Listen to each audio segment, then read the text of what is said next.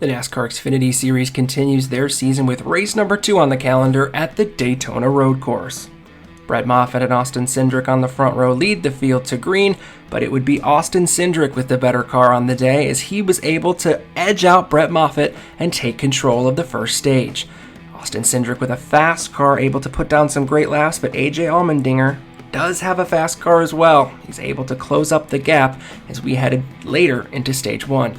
The most important thing to do at any road course, stay on the course. Unfortunately, the 26 of Chris Wright was off the course for a brief moment there throughout the grass, locking him up. He was able to re-enter and continue. Battle for the lead here is AJ Allmendinger able to reel in Austin Cindric here as they head towards re-entering the oval.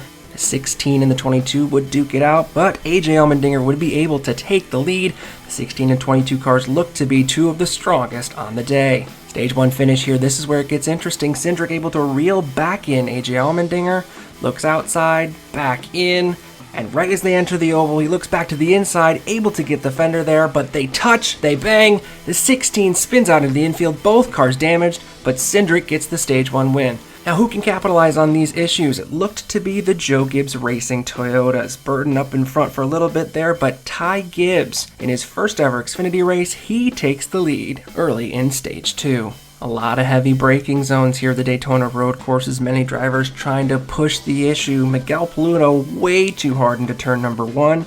His number 8 car would flat spot the tires. Unfortunately, one would blow, causing some damage, slowing him down. He would recover from this later in the race, however.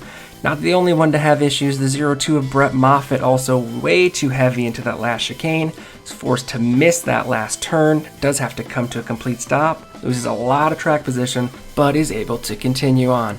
That brings us to the end of stage number 2. Can he do it? In his first Xfinity Series race, can Ty Gibbs win? Well, he got stage number 2. He would come across the line first to end the second stage. A lot of people had high hopes after his outstanding ARCA Menards season, and he seems to be off to a great start. Green flag waves to get the final stage started as Gray Gaulding and Daniel Hemrick are up front after some strategy here, but those front runners don't stay back for long. Cindric and Gibbs, the best cars all day, they do make it past Daniel Hemrick, and they begin to battle for that top position. Ty Gibbs underneath Austin Cindric, looking for a way in, looking to get past. Cindric, however, not letting him through, even through the bus stop, remaining too wide, pushing the issue. These guys both want this win on this road course this weekend. Cindric was able to hang on to the lead and put a little gap between him and the 18-year-old. 3 laps to go. Can he stay in front of the 54? Unfortunately, caution does come out. Bailey Curry loses a tire, drops some debris on the track. Add that in with Preston Pardis, also motionless on the track. Yellow flag, which means we go to NASCAR overtime.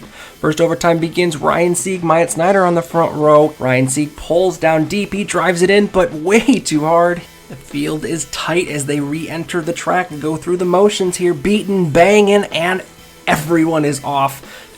Multiple drivers involved. So let's go back to the beginning here. Take a look at what happens. Sieg, Snider, way too hard coming into turn 1. They're forced to re-enter the track. The cars make contact. They get off the track. They spin. And it all accordions from there. Take 2 for NASCAR overtime. We see Jeb Burton in front. Can he find a way to win his first Xfinity race? But look at Ty Gibbs on the inside all the way through the grass. He makes it all the way up to second. Will he be able to make it all the way to the front though? Will another yellow stop his progress? The 18-year-old in his first Xfinity race, he finds the way to the front, but problems further behind them. Justin Allgaier, Ryan Sieg, Andy Lally, Noah Gragson all spin. Ty Gibbs is up front. Austin Cindric making his way through. He's up to 3rd now past Brandon Jones. Can he catch the 18-year-old? Not able to do it. The 18-year-old Ty Gibbs in his first ever NASCAR Xfinity race comes across the line and wins the Daytona Road Course Xfinity race. What an incredible drive. First win, first race, something we almost never see. A lot of people looking forward to see what he can do for the rest of the year and maybe get an Xfinity ride for the future. As we take a look at the Superstart batteries, 188 results here. Ty Gibbs, of course, with the win. Cindric, yet again, up front, ready to win.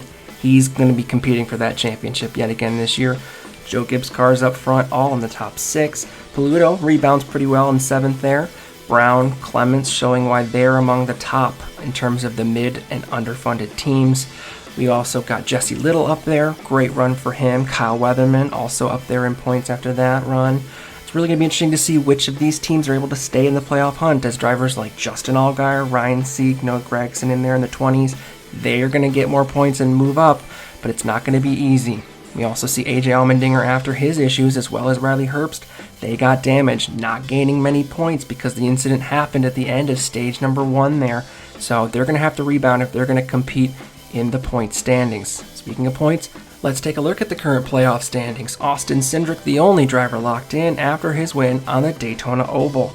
A lot of Joe Gibbs cars doing well early in the season, not a surprise. However, Brandon Brown, Jeremy Clements both up there, doing really well with their teams. Kyle Weatherman in the top 10 right now. Can he stay up and compete for one of those spots?